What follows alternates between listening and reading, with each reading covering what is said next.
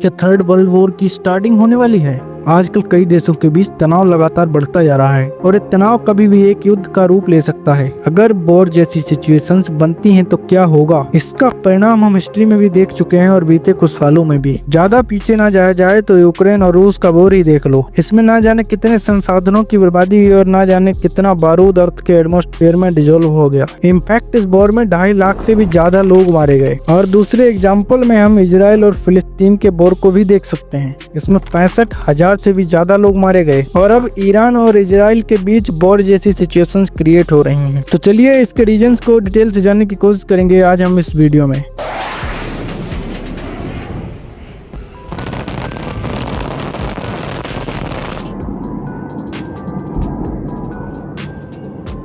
नमस्ते दोस्तों, 13 जून को इजराइल ईरान पर बड़ा ही घातक हमला करता है जिसे नाम दिया जाता है ऑपरेशन मिडनाइट डॉन। इस अटैक में इजराइल ने ईरान के खासकर 3 पॉइंट्स को टारगेट किया था, जिसमें पहला है इस्फहान, दूसरा है फोर्डो और तीसरा है नतांज। इजराइल ने इन 3 पॉइंट्स को इसलिए टारगेट किया था क्योंकि इजराइल का मानना था कि ईरान अपने न्यूक्लियर प्रोग्राम्स को बहुत तेजी से आगे बढ़ा रहा है और वो जल्द ही एक आइटम बम बना सकता है। इस अटैक में ईरान के कई बड़े अधिकारी और साइंटिस्ट मारे गए और फिर ईरान ने UN characters legal right to respond का हवाला देते हुए रिटेलिएट स्ट्राइक किया, जिसमें ईरान ने 150 से ज्यादा बैलिस्टिक मिसाइल और 100 से ज्यादा ड्रोन लॉन्च किए। रिटेलिएट स्ट्राइक ईरान की तरफ से 13 जून की रात को ही कर दिया गया। ईरान के रिटेलिएट करने के बाद इजराइल ने फिर से 18 जून को तीनों साइड्स पर एयर स्ट्राइक किया और इस एयर स्ट्राइक को ईरान ने साइलेंट डाउन नाम दिया। जब ईरान ने इस पर रिस्पॉन्ड किया तभी अमेरिका भी इस वॉर में शामिल हो गया। अमेरिका के इस वॉर में शामिल होने के 2 कारण हैं, जिसमें से पहला कारण है कि इजराइल अमेरिका का एलाइज है और दूसरा बड़ा सिंपल सा रीजन है कि अमेरिका कभी नहीं चाहेगा प्रॉक्सी ग्रुप्स का कोई भी देश परमाणु संपन्न देश बने। प्रॉक्सी ग्रुप में ईरान, सीरिया, इराक, लेबनान और यमन जैसे देश आते हैं और अमेरिका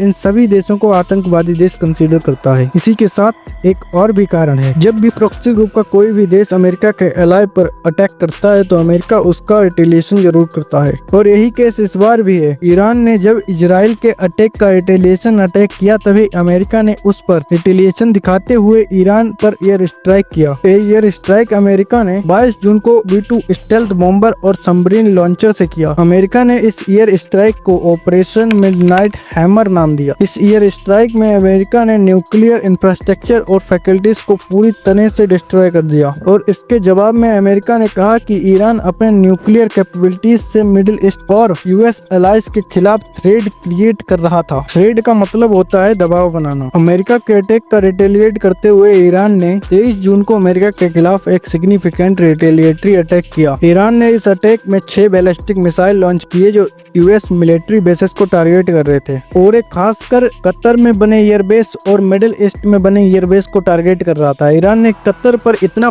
पावरफुल अटैक किया कि कतर को अपना एयर स्पेस ही बंद करना पड़ा और ईरान ने इसे टिट फॉर टैट रिटेलिएशन नाम दिया। आइए अब हम बात करेंगे ईरान परमाणु समझौते पर, जिसका नाम है JCPO यानी कि joint comprehensive plan of action. इस एग्रीमेंट का मतलब था कि ईरान अपने न्यूक्लियर प्रोग्राम को लिमिटेड और शांतिपूर्ण बनाए रखेगा और अपने यूरेनियम स्टॉक को कम करेगा। इससे ईरान को फायदा यह था कि इंटरनेशनल कम्युनिटी ने ईरान पर लगाए कुछ प्रतिबंध हटा दिए थे। इस समझौते को 2015 में लागू किया गया, लेकिन 2018 में US ने खुद को इससे अलग कर लिया और ईरान पर फिर से प्रतिबंध लगा दिए। इसी कारण ईरान ने फिर से अपने न्यूक्लियर प्रोग्राम को फास्ट कर दिया। ईरान मिडिल ईस्ट में अपना दबाव बनाना चाहता है, लेकिन इजराइल कभी भी इससे एग्री नहीं करता। भारत वॉर जैसी सिचुएशन के बीच ऑपरेशन सिंधु के तहत ईरान और इजराइल में फंसे भारतीय नागरिकों को निकाल रहा है। भारत तीनों देशों से संयम रखने की कूटनीति पर है। हम लोग भी युद्ध न होने की कामना करते हैं और इस वीडियो को यहाँ तक देखने के लिए आपका बहुत बहुत धन्यवाद। आने वाली वीडियोस को देखने के लिए चैनल को सब्सक्राइब कर लीजिए और बेल आइकन को ऑन कर लीजिए। Thank you so much.